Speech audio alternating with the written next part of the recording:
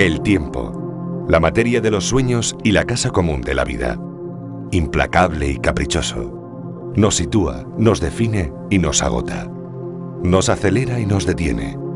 Nos agobia y nos da profundidad y perspectiva. Enemigo y cómplice, lo percibimos como amenaza y como cobijo. Somos sus huéspedes.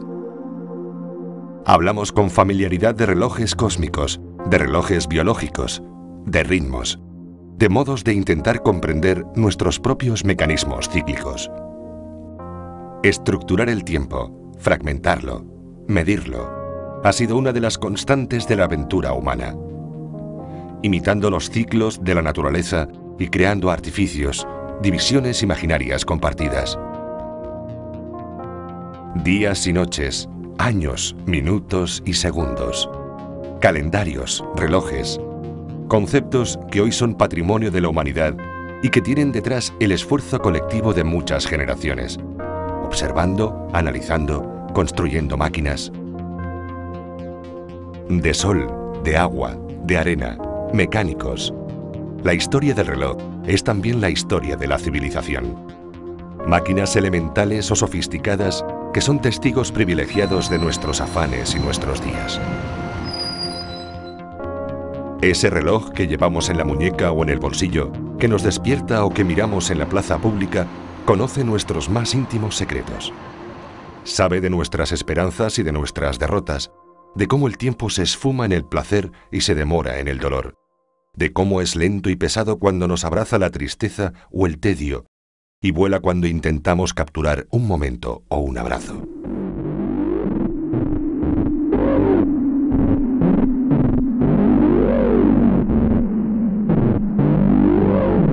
Les invitamos a un pequeño viaje. Tenemos que poner las manecillas del reloj rumbo al pasado. Vamos a invertir las saetas.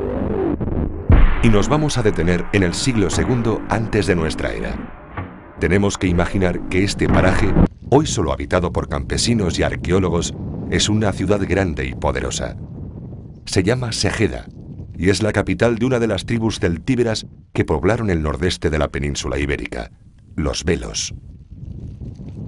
Estamos en lo que hoy es la provincia de Zaragoza, muy cerca de un pequeño pueblo de nombre Mara. Hemos detenido aquí nuestro reloj para relatar una historia que tiene que ver con el cómputo del tiempo. Porque aquí se inició el calendario tal y como lo conocemos hoy. Aquí tuvo su origen el calendario oficial de Occidente. Cuenta la antigua tradición latina que fue el propio Rómulo, fundador y primer rey de Roma, el que inventó allá por el año 753 antes de nuestra era el primer calendario. Los años tenían 10 meses y sumaban 304 días. El año comenzaba con la luna del equinoccio de primavera a mediados de marzo. Es el famoso idus de marzo. Del mismo modo que muchas veces la realidad imita la ficción, el tiempo habita en los calendarios. Hubo reformas, añadiduras, encajes, retoques, hasta llegar a la configuración de nuestro calendario actual. Pero desde el año 153 antes de nuestra era, no se ha modificado la fecha de inicio del año. Los preparativos bélicos del imperio contra los celtíberos de Segeda obligó al Senado romano a adelantar el inicio del año oficial a las calendas de enero. Tenemos una deuda emocional con los segetanos. De algún modo, ellos son responsables de algunas de nuestras celebraciones, como el Año Nuevo o el cumpleaños. Plinio, un escritor latino, señala que en el año 153 a.C. se cambia la elección de los cónsules del 15 de marzo, de los idus de marzo, al 1 de enero. Y realmente ahí tenemos el surgimiento de nuestro calendario actual. Nos da un dato vago, que es que corresponde a las guerras que se están celebrando en Hispania. Lo que ocurre es que esas guerras suponen el desplazamiento de 30.000 hombres a cargo del cónsul nobilio desde Roma a Segeda, debido precisamente a esa declaración expresa de la guerra de Roma a Segeda. Ese conflicto dio lugar a que segedenses se aliaran con los numantinos, formaran un ejército de 25.000 hombres y se enfrentaran al ejército romano el día 23 de agosto, día de Vulcano, venciendo. Ahí tenemos la información de Apiano, que señala que mataron a 6.000 romanos y que ese día de Vulcano, a partir de entonces, se declarará nefasto. Esto es, ningún general romano, salvo causas graves, tomaría ya guerra en ese día. Las excavaciones arqueológicas en Segeda están sacando a la luz los restos materiales de este yacimiento de primera magnitud. El futuro nos revelará, al menos así lo señalan todos los indicios, que esta ciudad aún conserva algunos importantes secretos de nuestros ancestros. Desconocemos cómo medían el tiempo nuestros antepasados celtíberos. Ni siquiera hemos conseguido descifrar su lengua. Pero ya que estamos preguntándonos sobre el cómputo de las horas y los días, y nos encontramos en un lugar clave en la historia del tiempo, nos hemos preguntado también por qué los arqueólogos se permiten afirmar la antigüedad de los objetos que van desenterrando. ¿Por qué dicen que una espada, una moneda, una tela o un fragmento de cerámica tienen tantos o cuantos años? ¿Se trata de una opinión o de un dato objetivo? ¿Cómo sabemos que una construcción o un trozo de madera tiene 8 o 30 siglos? Los expertos nos dicen que la ciencia aplicada a la reconstrucción histórica, a la arqueología, se ha desarrollado mucho durante el siglo XX y los pocos años que llevamos del XXI. Modernas tecnologías aplicadas a la datación hacen posible confirmar o rebatir la información que se obtiene en el propio yacimiento, que es mucha y fundamental.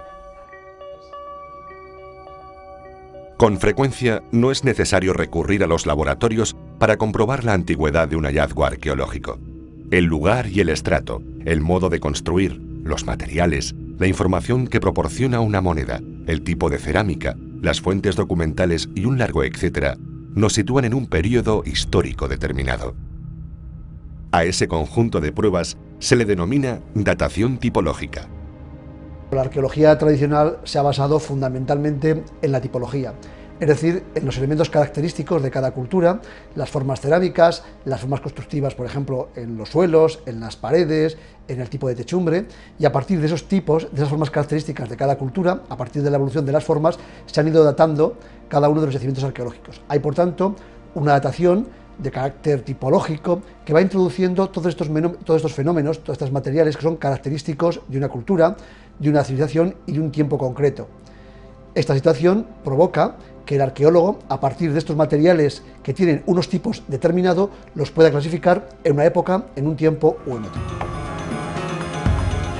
A medida que se tiene mayor información arqueológica, más referencias sobre las diversas culturas que han ocupado un territorio, menor es la necesidad de acudir al laboratorio para resolver dudas.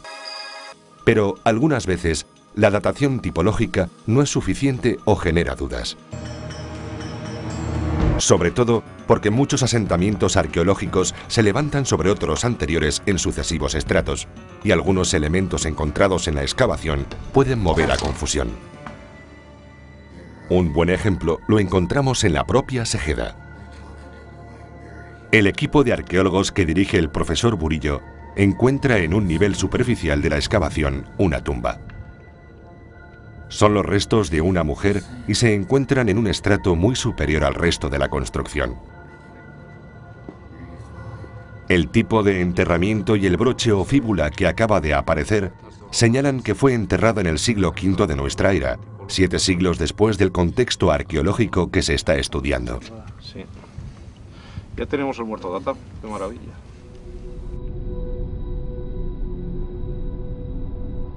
En la actualidad se han multiplicado las técnicas de datación. Muchas son relativas o desarrollos de otras técnicas más básicas.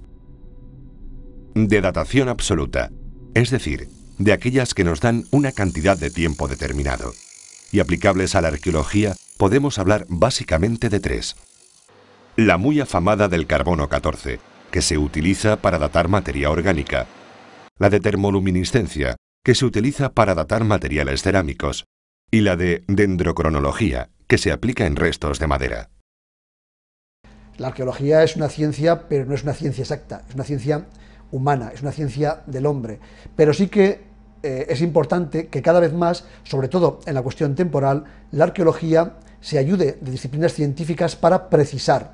Yo creo que en esto se va a avanzar muchísimo más. Seguramente en los próximos 30, 40, 50 años habrá una serie de técnicas de datación que ahora ni tan siquiera intuimos, pero que nos ayudarán a precisar prácticamente, si no al día, sí a la semana, y prácticamente al mes, por supuesto al año, cualquier yacimiento y casi cualquier material. Esto va a ser una auténtica revolución a la hora de fechar materiales que plantean dudas y problemas en la actualidad.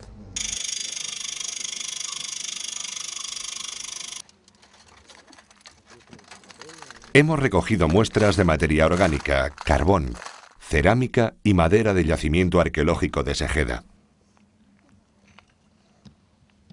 Sabemos por las fuentes documentales y la datación tipológica que se trata de un enclave celtíbero y que fue arrasado por los romanos en el siglo II antes de nuestra era. Con esas muestras nos dirigimos a los laboratorios. Antes, hemos de asegurarnos de que la extracción de las muestras y su manipulación posterior se ha hecho correctamente, a fin de evitar contaminaciones que inducirían a error. Hay que intentar que no tenga ninguna contaminación orgánica, en el caso del carbono 14, con lo cual es preciso recoger o extraer esa muestra de carbono cuidadosamente con guantes, introducirla en papel albal, esto es aislarla de esos elementos que lo pueden contaminar. Llegamos a nuestro primer destino, el Instituto de Química Física Rocasolano, un centro del Consejo Superior de Investigaciones Científicas en Madrid. Vamos a someter nuestra muestra de materia orgánica de Segeda a uno de los relojes de la historia, el carbono 14. Podemos denominar relojes radiactivos a aquellos que se basan en un fenómeno regular y frecuente en la naturaleza, la desintegración radiactiva. ¿Qué sucede cuando un ser vivo muere? Pues ese contenido que tenía que era estable empieza a perderlo, puesto que el carbono 14, al ser un isótopo radiactivo, empieza a perder, se empieza a desintegrar y a transformarse en nitrógeno de nuevo. Si conocemos la cantidad inicial que tenemos, que es la misma que en la atmósfera, y medimos cuando extraemos una muestra de un yacimiento la cantidad de carbono 14 que tiene ese momento, sabiendo que se pierde el 50% de carbono 14 en 5.700 años, simplemente es aplicar una fórmula matemática, que así determinamos la edad que ha transcurrido desde que ese ser vivo murió hasta el momento en el que nosotros medimos, con la diferencia que de radiactividad en ese isótopo. La técnica del carbono 14 tiene sus limitaciones, tanto en la precisión de la antigüedad como en el intervalo de tiempo para el que resulta útil. Es una magnífica herramienta de datación para los últimos 50.000 años. Para los últimos 4 siglos se considera demasiado impreciso. Por otra parte, es habitual encontrar junto a las conclusiones de los laboratorios la expresión más-menos, es decir, cierta desviación o margen de error. El periodo de semidesintegración o vida media del carbono 14 hemos comentado que son alrededor de 5.700 años. Es decir, que cuando han pasado entre 6 y 7 periodos de desintegración, unos 45.000 años, pues queda muy poco, la cantidad queda tan poca que no somos capaces de detectarlo. Por tanto, el límite de edad del método estarían alrededor de 45 o 50.000 años. Por el contrario, hacia edades más modernas, durante la revolución industrial, se inyectaron, durante la quema de combustibles fósiles, primero de carbón y luego de petróleo, se han inyectado grandes cantidades de CO2 que procedían de ese carbón y ese petróleo, y como esos materiales tienen millones de años, ya no tienen carbono 14, con lo cual la proporción que había de carbono 14 en la atmósfera ha variado. Y pues a partir del siglo XVI-XVII ya tenemos problemas para determinar la edad de un material. Es lógico preguntarse por la fiabilidad del método del carbono 14, teniendo en cuenta sus limitaciones aparentes, y teniendo en cuenta también que se ha utilizado para datar objetos de un alto valor simbólico y emocional, como la Sindone, la sábana santa de Turín. Este sistema ha evolucionado mucho. Se ha ido haciendo mucho más preciso con la incorporación de técnicas complementarias. La muestra que ha viajado desde Segeda hasta este laboratorio espera su veredicto. Hemos cogido una muestra que nos han traído de Segeda y la hemos sometido a las distintas fases que tiene el método. Primero le hemos hecho una serie de tratamientos químicos para extraer la fracción más pura, esa fracción se ha quemado para obtener CO2 y se ha datado en el contador proporcional, obteniéndose una fecha que era aproximada a la que se esperaba, que está en la primera mitad del segundo siglo antes de nuestra era.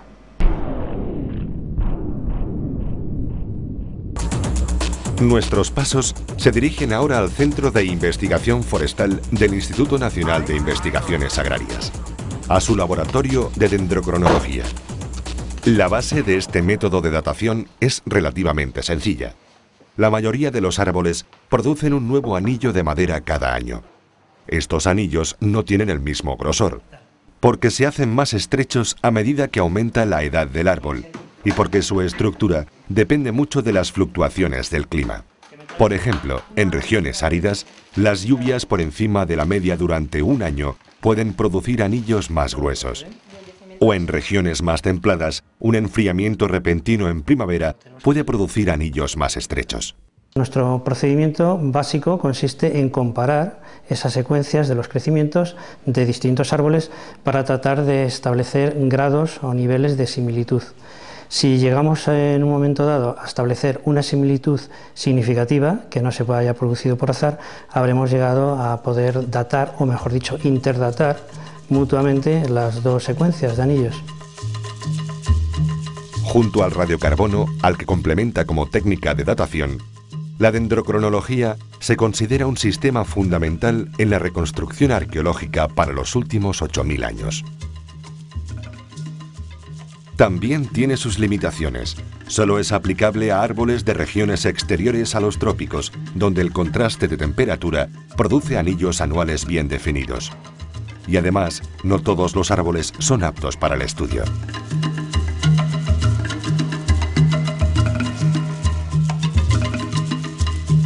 Las limitaciones básicas, pues fundamentalmente es la especie, no se puede aplicar a todas las especies, ¿no? Hay una condición, digamos, de carácter anatómico, porque si bien todos los anillos en nuestras latitudes, todos los árboles generan anillos de crecimiento, pero estos anillos de crecimiento, desde el punto de vista anatómico, no están siempre bien definidos. Entonces nos encontramos con que ciertas especies, por ejemplo del género pino, del Pinus, nos encontramos con que forman anillos bien definidos, ¿no? Si nos vamos a otras especies, por ejemplo un álamo que forma también sus anillos, pues nos encontramos con que anatómicamente, cuando está trabajando sobre la madera, no somos capaces de reconocer con seguridad la secuencia de anillos. Una fecha obtenida por dendrocronología se refiere al momento de la tala de un árbol. Se plantea aquí un nuevo problema para el arqueólogo, porque la madera obtenida en el yacimiento ha podido ser reutilizada o empleada para reparar alguna estructura. Es decir, que tal vez no forma parte del conjunto original. Es preciso determinar cuándo se incorpora al depósito arqueológico. Los expertos recomiendan la extracción y análisis de varias muestras para comparar los resultados.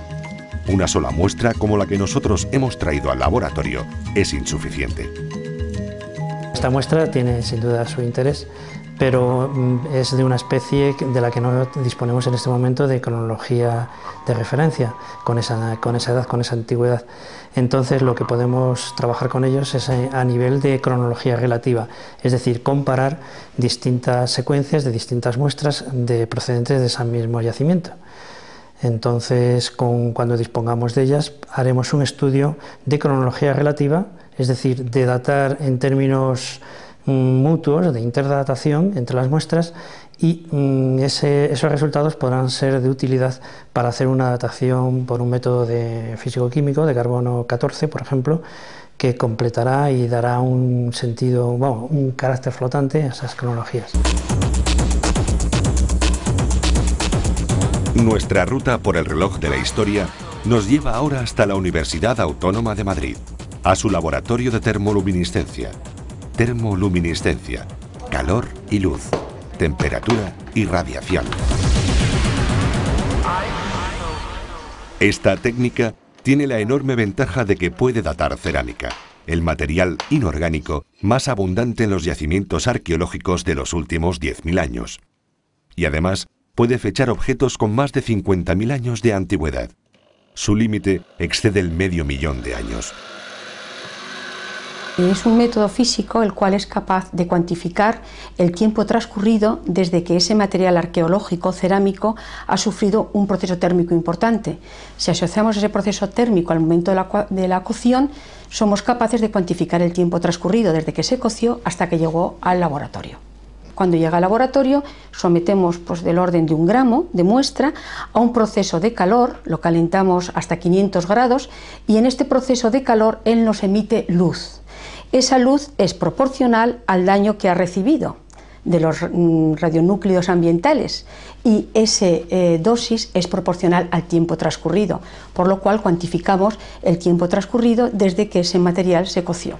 A pesar de su eficacia, la termoluminiscencia es un método de datación menos preciso que el de radiocarbono.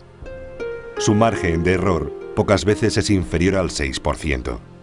La causa hay que buscarla fundamentalmente en que las muestras pueden llevar radiactividad procedente del entorno del objeto, del suelo. Para poder corregir los resultados, se recomienda tomar muestras de ese suelo para poder contrastar los datos radiactivos. Nosotros hemos hablado que se pone el cronómetro cero en el momento de la cocción. Puede haber materiales antiguos en los cuales, o no tan antiguos, el proceso de calor no fuese tan depurado y no han sufrido un proceso térmico tan radical, de manera que ha llevado a cero la señal de cocción, el cronómetro no se ha puesto a cero, sino que ha quedado una señal de TL residual que vendría asociada al material geológico. Eso implicaría error. La muestra que hemos llevado al laboratorio reúne los requisitos. La cerámica localizada en Segeda ha sido adecuadamente tratada y previamente el equipo de la Universidad Autónoma de Madrid estudió el suelo del yacimiento. Solo nos falta conocer los resultados. Los resultados han sido los previsibles, es una muestra celtíbera. La edad que hemos sacado son 2.200 años, más o menos 63 años, before present, o sea que estamos en el momento histórico que el grupo de arqueólogos había dicho. Además es la muestra que habéis traído aquí al laboratorio, tiene una morfología magnífica, una textura, o sea que podríamos catalogarla como una cerámica de las que solemos decir nosotros qué buena muestra para poder trabajar en nuestro equipo magníficamente bien. De hecho ha salido muy bien. Una de las aplicaciones prácticas de la termoluminiscencia es la de detectar con facilidad objetos falsos de cerámica y terracota. Lamentablemente, la falsificación no es un fenómeno infrecuente en arqueología.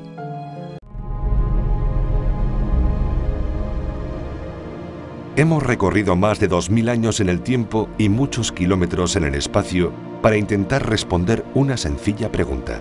¿Podemos fiarnos de las fechas que nos ofrecen los arqueólogos?